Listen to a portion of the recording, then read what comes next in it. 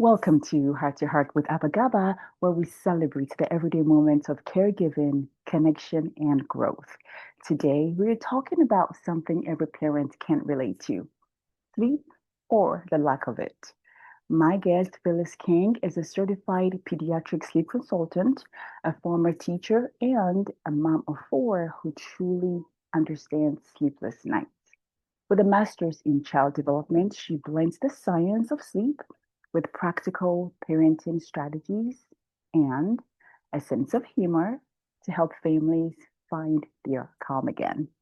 In this heart to heart, Phyllis shares how to turn bedtime struggles into sleep wins, the biggest myths about sleep training, and why consistency matters more than perfection. Whether you're navigating newborn nights or toddler negotiations, this conversation will remind you peaceful sleep is possible. Stay tuned. Hi, I'm Abby Dominguez. This is Heart to Heart with Abba Gaba podcast, and I'm so glad you're here. I spent over a decade as a nanny and teacher, learning from children and families around the world.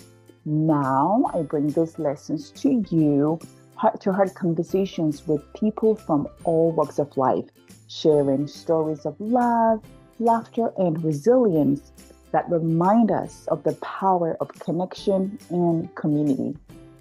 Subscribe today and join our village of heart to heart listeners. Thank you so very much for being here, Phyllis. Oh, thank you so much for having me, Abby. I'm really excited to come on today and talk to you and talk to your listeners. I love your energy and I just can't say it enough. Where do I have the pleasure of speaking with you from today? I am in New Jersey. Um, Oh, New Jersey. Oh I my gosh. am in New Jersey. I live in a little town by the beach, and it's lovely here. It's a beautiful time of year to be in New Jersey. Oh my word. I used to live in Philadelphia, PA. And so Oh, I go birds. love, I know. We are Eagles fans in this house.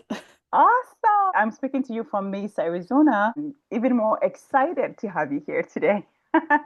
Fantastic. Wonderful. I want to start with a wonderful why of the great work you do. What inspired you to become a sleep consultant? How does being a mom of four shape the way you work with families? That is a giant question, and it's one I love to answer. Um, I became very passionate about sleep when I had my own children. I had four kids in 4.5 years, and I had my first baby, and she didn't sleep at all during the day. And I didn't really know how to shape sleep for her. And she was exclusively breastfed, and she was always on me, and I was always nap trapped because she would fall asleep at the breast, and I couldn't Aw. move. And then I got pregnant again. I wanted my children very close in age. So that was always the plan. And, God blessed us with four beautiful, healthy children very quickly. So I had my next baby when my oldest was 17 months. And then that baby didn't sleep at night. She was a decent napper, but she kept me up all night. And by that point, I was so tired, Abby. I felt Mm. like I was drunk every day during the Oh, day, but like not in the good way. Like I had brain fog. I couldn't think. I was slurring my words because I was so sleep deprived, tired. Yeah. so exhausted. And I had two babies, under the age of two, and I was never sleeping. Hmm. So at some point, I leaned into what I already know. And I'm going to backtrack a little and say that I was a kindergarten teacher. I taught kindergarten in the Newark public school system for 12 years. And then I was a school social worker. And I loved my time teaching kindergarten. I love 5-year-olds, and I had great classroom management because I understood that kids thrive on structure and routine, and I knew I knew about how kids learn, and I loved my job. Hmm. I left my job because I had four kids in 4 years. So when my first two kids weren't sleeping, Abby, I one day I just woke up and I said to myself, like, why am I not leaning into what I already know? Like, why am I not structuring my day with consistency and predictability?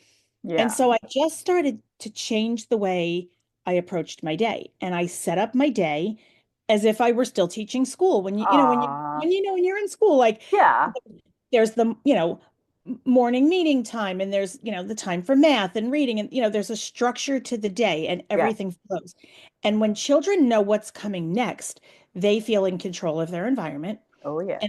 and they know what's coming next, and they are more compliant because you're not blindsiding them. Every day Hmm. is not, you're not flying by the seat of your pants. Right. So I started to organize my day in a way that made sense for all of us Uh-huh. with feeding and naps. And I got the kids into a routine and, onto some structure with flexible schedules. But I always held nap time very, very sacred.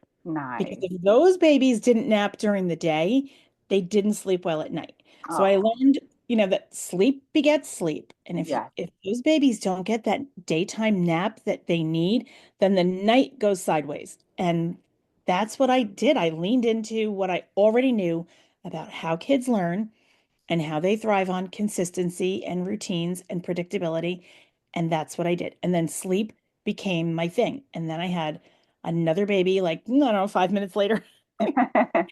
She came a year later, and then I had my son. And then I had four great sleepers. People Oh, would say to me, you're so lucky that your kids go to bed by 8 o'clock. And I would say to them, luck has nothing to do with it. right. You This put in the has work. It was the work. You And put in the I work, always, yes. yeah, and I say that to moms like all the time. I say, it is work. You can't just cross your fingers and hope that it's all going to fall into place. It Right. doesn't.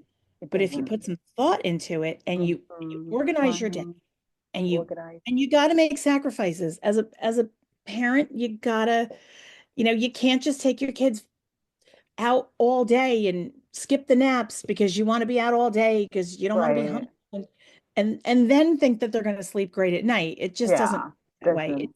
It's Mm-mm. science, it's biology, and there's a science to sleep, because if kids don't sleep in the day, if they need a nap, they won't sleep at night. So I leaned into that, and then I got really passionate about sleep. So Oh. and that was, I loved it. And then when my kids were a little bit older, and in school, I tried to go back to work as a public school teacher. And I couldn't get hired back because I was kind of a dinosaur. Like, I was kind of overqualified, and I was kind of high up on the pay scale. And, no one really wanted to hire me and pay me at my rate because I was 12 years in with a master's. And Right. that's hard in public school, So Mhm. I was like, well, what do I do now? How do I reinvent myself? So I started to think about, what can I do that will fill my cup and Mhm. fulfill me, and I can use the skills I already have. So I opened a daycare. I love it. And then I spent the next 13 years putting other people's babies to sleep. And again, because I was a teacher, our day was a routine. We had our morning time, our circle time. Yes. We had Yes. routine. And the moms would say to me, I don't understand how you get all these kids sleeping at the same time. And I'm like, I'm just really consistent. I don't do anything Right. magical. Consistency. There's nothing magical about it. It's hard work, and it's routine, and it's consistency, and it's setting boundaries. And it was great. And I did that for 13 years. So then at some point, someone said to me, you should also get paid, for that. And I was like, oh, so Yeah. I became a sleep consultant. I was like, I wanted, Aw. I wanted to start something online because I wanted to bring in some extra income. Hmm. I knew that we were going to move as my kids got older. I want to move to a warmer climate, and I love New Jersey, but it gets really cold here. The It Northeast does. I know. really bone chilling in the winter, right? So Oh, I yeah. did. So, the plan was sort of always to, when the kids got older and out of school and off to college, the plan was kind of always to go south. So I wanted to start something that I could grow and cultivate so that when we do move out of New Jersey, I can take my business with me. So that is how I landed on being a sleep consultant. It took I me a while, love and it. I was like, what am I going to do? How can I use what I know, support moms in the Thank you. best Thank possible you. way, And then I was like, sleep. Sleep has Yes. Thank always you. been my passion. So that is how it lights me up. And that is how I landed on being a sleep consultant. And now I get to support moms and families, and help them figure out this big piece of the puzzle, and I love it. It just the work just fulfills me. Where were you when I was raising my twin baby? I'm here now, Abby. You're here now, and I love it. I seriously today, I have been waiting all morning to talk to you because I know that I can use some valuable lessons for myself as well. And to support what you just said, like my twins are 18 months now, and we have a routine and schedule. And if I go off the routine by, say, like half hour, it changes them. It's hard for them. So I'm with you on consistency. And life happens, but we do the best we can. What is one of the most common mistakes parents make around sleep? What can we do differently today? The biggest thing that I see, this is the whole crux of my success with working with families. The biggest thing I see, the biggest mistake is being inconsistent. And like people get sick of hearing me say this word, but I can't say it enough. Mhm. And you also alluded to that. You said if you're off even by a half an hour, Oh, yes. It's changes hard. It changes. It's it like, changes the dynamic. Now, mhm, listen, it's hard being a mom. It's hard being a parent, and it's hard to hold those routines and boundaries. But in the beginning, like when you're establishing sleep mhm. and you're trying to really like nail it, you have to be consistent. You have to. Yeah, I You totally have agree. and I say to parents, well, we start off with a lot of intake, and I'll say, well, what time does your baby wake up? And we say, and baby is a broad term. I don't work with newborns because you can't sleep train a newborn. You can shape sleep at the newborn stage and start doing some things that will help you get your baby into a routine later. But I'm talking about like, babies who are older. Yeah. Uh, and they'll say, well, it depends. Sometimes they get up at 6, sometimes they sleep till 8. And I say, wake your baby at the same time every day. Because when you wake your baby at the same time every day, like figure out what's your baby's median wake time and then start your day. And if your baby is not up at that time, wake your baby because that sets the tone for your day. Once you wake your baby, then you figure out like depending on how many naps they're going to take, you can start to formulate a consistent routine and then you can start to implement that. And after a while, your baby's body knows this is when I wake, this is when I sleep. And it doesn't happen overnight. It's not magic.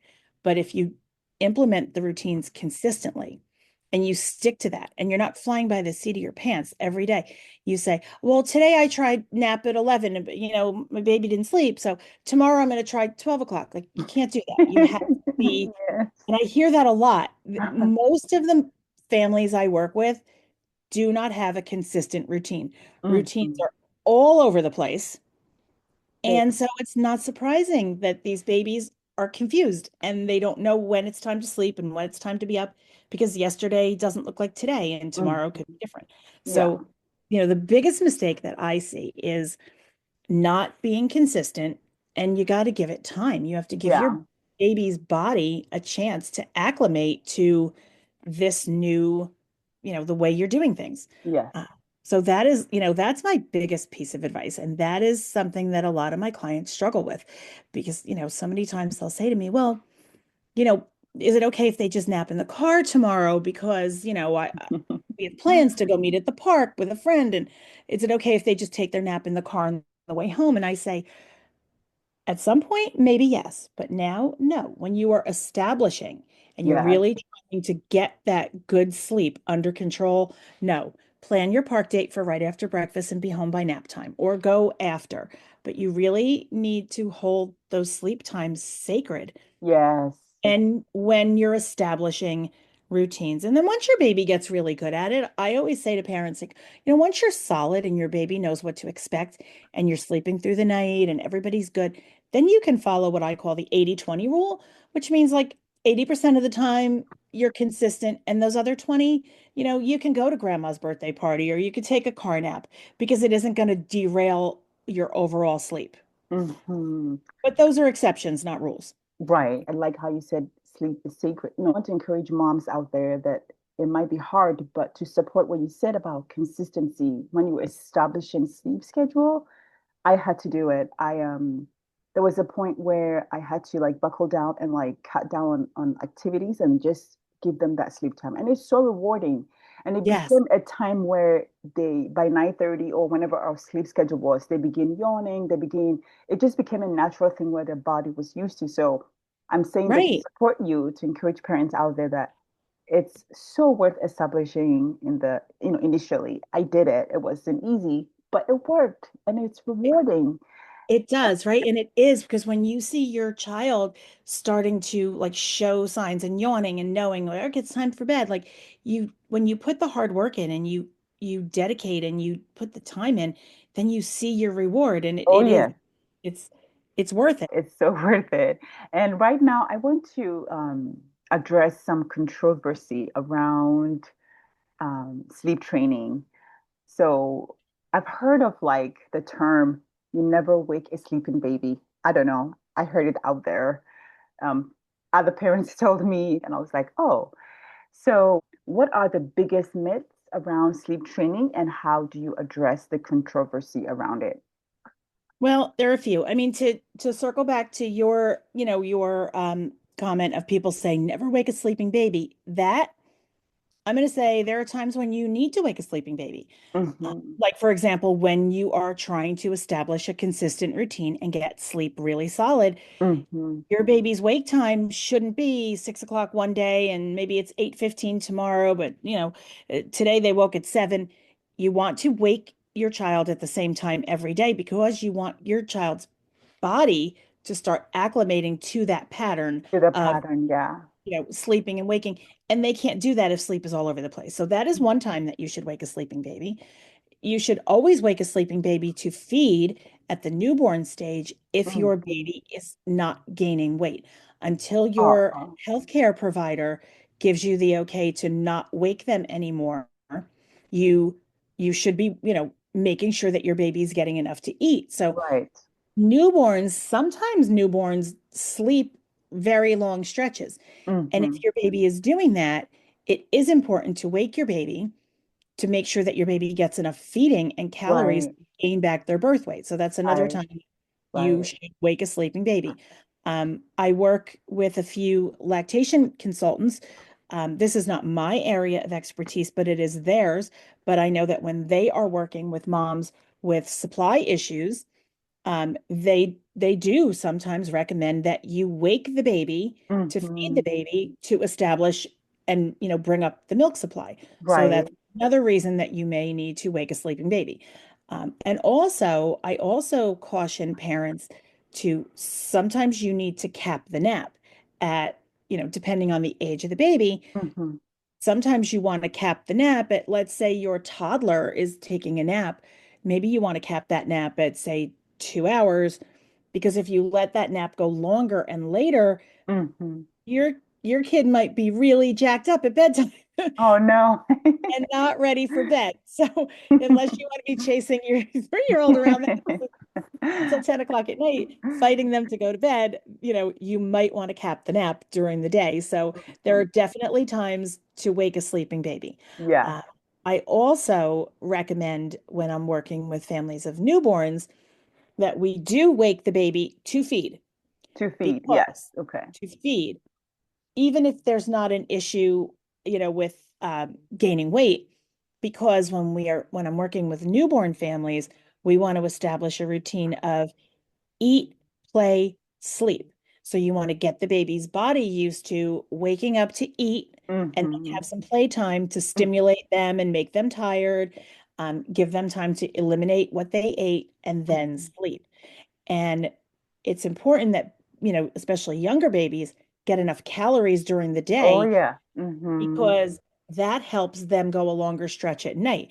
And we do want them sleeping at night because that's when we want to sleep, Oh right? yeah. So if you are not waking your newborn frequently to eat during the day, even if they have gained back their birth weight, if you're Hmm. not waking them and you're letting them sleep, say 6 hours at a stretch, they may not be getting enough calories during the day Yeah. and they're going to Yeah. be hungry. And guess when they want those calories, Abby? At In the middle night, of the in the night. middle of the night. Yes. They want them in the middle of the night. So, when I'm working with newborns and moms of newborns, I recommend that they wake their baby to feed to make sure they're getting those Make sure calories they're during getting, the day. So they yes, go a longer stretch during the night so that both the baby and mom can get some can rest. get some rest. Yeah. Otherwise, you get trapped in that cycle of I'm feeding my baby 24 hours around the clock. So Hmm. ultimately, we want them to get enough calories during the day so that they can go a little bit of a longer stretch at night and maybe only wake up maybe once or twice for a feed as opposed to, more frequently. So Yeah. those are definitely times that you want to wake a sleeping baby. I do also want to address the misconception and the myth around sleep training Okay. that sleep training, and this is the biggest one. Hmm. Um, this is a big soapbox for me. Sleep training just means you leave your baby to cry it out and you abandon your baby and you're just letting your baby cry. And that is simply not true. That is not true. Okay. It is not true. Sleep training is teaching your baby to fall asleep independently. And if your baby can fall asleep without you, then your baby can learn how to fall back to sleep when they wake up in the middle of the night. I love it.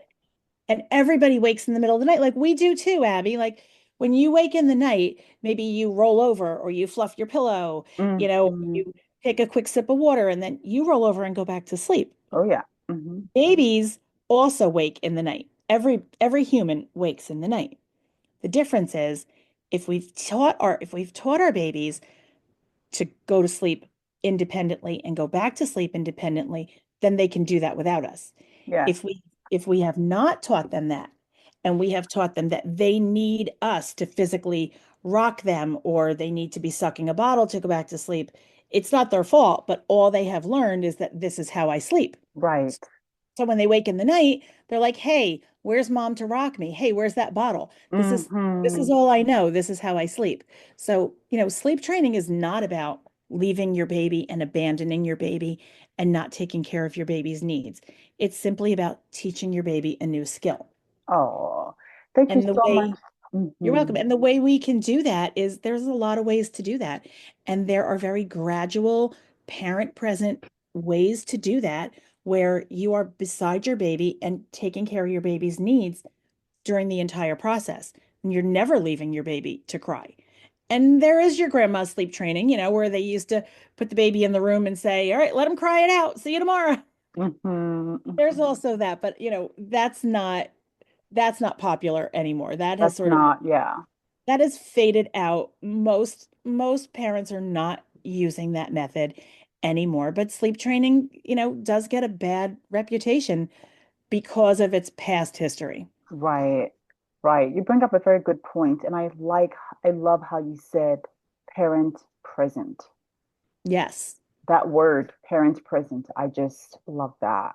Yes, there are absolutely parent present methods of teaching your child where you are right there, Right but you, there. but you don't rock them to sleep and put them in the crib when they're sound asleep Hmm. anymore. Hmm. You put them down awake. And then when I'm working with families, I'm coaching them through that process. Yes. And when they say, well, what do I do now? My baby's crying, but and I work virtually, so I'll say, "Well, can you send me a video? Let me see what's going on over there." Or if the baby's crying and they're looking at a monitor, I'll say, "Can you send me a video of the monitor? Let me see what's happening. You know, Hmm. what's going on?" And then we can work through it. And I'll say, "Do this, try this." But parents choose how they want to approach the sleep training. And when parents choose a parent present gradual method, they are always there to support their baby and they never leave their baby to just cry and until they are exhausted and fall asleep from exhaustion and get the feeling that no one's coming for me. Oh. That never happens. That never happens. I love that. I had two thoughts while you answered my last few questions. One was waking babies, newborns to feed and go back to sleep. I know that so that I can gain weight and get the calories they need. My daughter was underweight and wasn't getting the enough calories, and so guess what? They had to put us on a high caloric formula so, to help her. So if we can just like establish that in the beginning, make sure they're waking up to eat and play and sleep, then we will avoid that time when they need extra calories or extra recommended calories.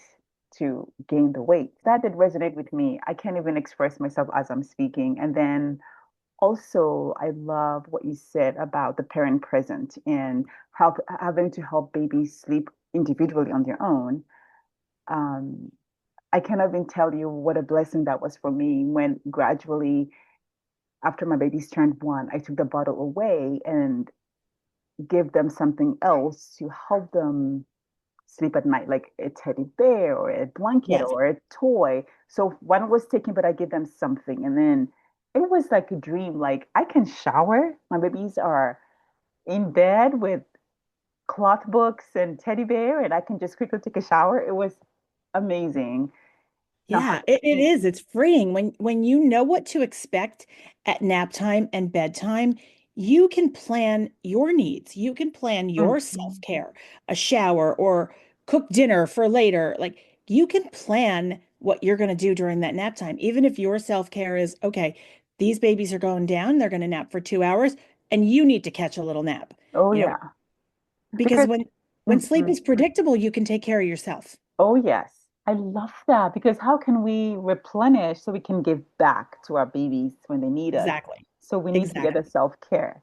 You are awesome, Phyllis. You are Thank wonderful you. at your work.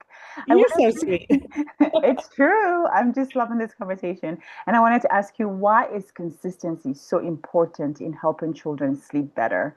I know we may have touched on that, but this is so important. I just want to Yeah, ask any further insights you may have. absolutely. Well, consistency is so important because kids thrive on routine, and babies and young children and even adults need to know what's happening next, and they need to feel some control over their environment. When you are consistent with your routine and your baby knows what the next thing is, they Mhm. feel control over their environment and it helps them to calm. If your routine is scattered and no day looks the same, and every day you're flying by the seat of your pants, every Hmm. day looks different, your baby or your toddler or your small child doesn't know what to expect. And that is confusing It for a is child. confusing. Yeah. It's confusing and it produces some anxiety. And Mhm. that makes it harder to get your baby to sleep when your baby knows what's coming. I teach, I am the visiting sleep expert at the New Mom School. Do you have New Mom School out by you in Arizona? I haven't heard of that. It I'm started in, learning something new yeah, today. it's a great franchise. It started in California, and there are not that many franchises in the country. But where near where I live, we happen to be blessed enough to have the first new mom school franchise in New Jersey. Oh, And it's a wonderful resource for brand new moms. And I am their visiting sleep expert.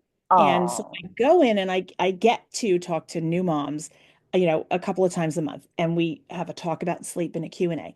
And what I tell my newborn moms is this, and this is a scientific truth about sleep. And this is when we're talking about newborn sleep shaping, getting your baby into an eat, play, sleep routine, even as a newborn. This is the truth that by 3 months, this is amazing. By hmm. 3 months old, your baby can start to identify the components of his or her routine. Oh, So if you are consistent, and even with a newborn, you are doing, say your bedtime routine is, give your baby a bottle or nurse, and then you do the bath, and then you do lotion and pajamas, and then you read a book, and then you sing a song, and then you go into the crib. To be consistent and do the same routine in the same order every night, by the time your baby is 3 months old, your baby wow. can anticipate what comes next, Wow. which is amazing, right? That Because is a 3 month, amazing. isn't that amazing? Because a 3 month old baby is so tiny, but they're learning so much so quickly that if you are consistent and you are doing the same thing in the same order every single night, that a 3 month old, having had a consistent routine, by 3 months, that baby can start to identify the components of their routine and know that, oh, these are the things that I do, and it's almost time for bedtime. So if a 3 month old can start to identify the components of the routine, an Hmm. older baby can absolutely start to learn Absolutely. these components of their routine. And when babies, toddlers, children, and even adults. When you know what's happening next, you can feel some control over your environment, and we thrive on routine. When you know what's happening next, that thing comes so much more easily. It does. And I wanted to ask you, that leads into my next question I have for you. How does lack of sleep affect a child's mood, behavior, and learning? Oh, we could go all day about this, Abby. Mhm. Sleep is so important, not just for us moms, so that we can feel rejuvenated and show up for our kids the way we want to the next day, although that's also a giant piece of this. But sleep affects learning, development, mood, behavior. It affects so many things. So when Mhm. children are not sleeping properly, Mhm. everything feels off. And nothing makes me happier than when I'm working with a parent and we get sleep under control and Oh, they tell me that like the behavior has gotten so much better. The oh. tantrums have stopped. Because what ends up happening is when children are overtired, they develop the stress hormone cortisol. And Mhm. cortisol is a stress hormone. So when children are stressed, you know what stress feels like. Yeah. When we're stressed, right? When we're stressed, we're fidgety, we're keyed up, we're in a bad mood, maybe, Mhm. for whatever reason. It's this. So if you feel like that, when you feel Mhm. stressed and filled with cortisol, imagine how that feels for a baby or a Oh, toddler. yeah. So when we take that away, when children and babies are not overtired and they are not producing excessive amounts of cortisol, they are less stressed and everything becomes easier. Behavior gets better, tantrums become fewer, learning gets better. And Mhm. I also want to pop in a quick FYI about toddlers and why it's important for your toddlers to still take a nap. Mm. Lots of people are in a giant hurry to drop the nap with the toddlers because they don't want to be nap trapped anymore. Like Mhm. you talked about earlier, like it is hard. It's hard to plan your day and say, well, we got to be home. It's nap time. And a lot of parents are very, very quick to want to drop that toddler nap Mhm. too soon. I always say, let them, if they need to nap during the day, let them. You can cap the nap. You don't have to let them sleep for 2 hours. But if Right. they need to sleep, let them rejuvenate their body. Oh, And yeah. I'm going to tell you why it's important for toddlers. There was a study done um, about the part of the brain, it's called the hippocampus. And that part of the brain is what transfers short-term learning into long-term memory, into long-term learning. And Mhm. when toddlers, there was a study done, and I have a video of it. I should pop it up on my website. I send it to parents in their plan when I work with toddlers because I want them to understand how important the nap is in the grand scheme of things.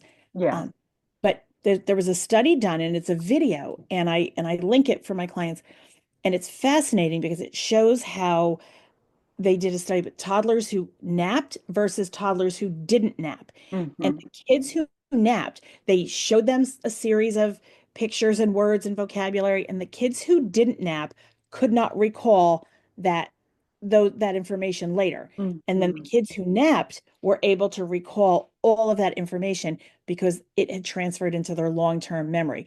Because that hippocampus part of the brain is the part of the brain that transfers the short-term learning into long-term learning and memory. And that happens during sleep. Wow, that is good information. That's awesome information. Thank you so That much for sharing that that. happens when those toddlers are sleeping. It doesn't happen when they're awake. It's a sleep, Right. it's a process of sleep. It's a function of sleep. So It if is, those kiddos don't sleep, a lot of what they may have learned may not transfer into their long-term learning. So may it is not. important for learning. It is important. Even as adults, we encourage to take a half-hour nap a day if we can. So imagine children going through the day without a nap. So this is wonderful. I wanted to ask you, Zoom says we have 4 minutes. I'm so sad about this, but I want to put this question in really quickly before. Go ahead. Um, how do parents know when it's time to drop a nap or transition from a crib to a big kid bed? Well, dropping a nap, that may be the easier one to answer. Dropping a nap, You'll know when it's time to drop a nap, maybe say go from 3 naps to two or 2 to 1, when that first nap, when it's hard for your child to go to sleep, when they're Mm, staying awake longer, when you see maybe you're doing 2 naps a day, and maybe your first nap for your baby is like say 9 or 9:30, but they are still in their crib and rolling around and it's 10 o'clock and they're still awake. Or they're crying because they're bored and they want you to come and get them. When you see that first nap is taking longer for your child to settle, hmm. it might be time to drop that nap. Oh, okay. I typically don't like to drop to 1 nap a day until kids are like maybe 15, 16 months old.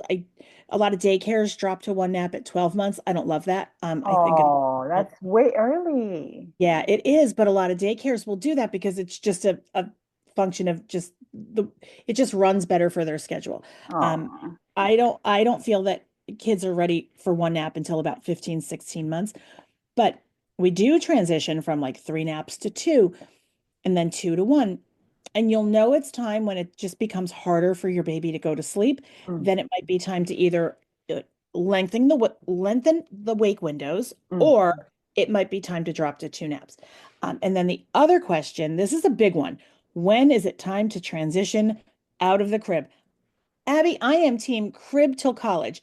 I think you should keep those kids in that crib as long as you can That's till college. Um, the crib, the crib is the safest place for your the baby. safest place, yeah. It is the safest place for your baby. So unless your child has completely outgrown the crib and or they are climbing out, keep them in the crib. I say it is the safest place for them. There is no reason to rush them out of a crib Rush them out of the unless crib, yeah. unless they're climbing out. If your child is climbing out, then you need to make the transition. I always say as late as possible, let them be as old as you possibly can before you get them out. Because Mhm. sometimes when I hear parents of young toddlers, 18-month-old, just turned two, early twos, saying, well, they're two, we're gonna get out of the crib now and put them in a bed. Your child at that age isn't really old enough to understand reason and understand why it's important for them to stay in bed. So you're just going to make it harder on yourself. Yeah. If you can keep your child in the crib till, and again, depending on your child and the way they process things, later, the older the better. Then when they Mhm. are ready to come out, they're more mature. You can reason with them. Right, You can right. set boundaries and expect your child to accept those boundaries. You Hmm. cannot expect an 18-month-old to hold the same boundaries and understand the same No, no, boundaries as a 3-year-old. exactly. And you're going to get a lot more progress and success out of an older child when Out you're of an ready to older transition child. them out of the crib. I feel like people are very quick these days to rush them out of the crib and put them in a floor bed, stick them in a Montessori floor bed.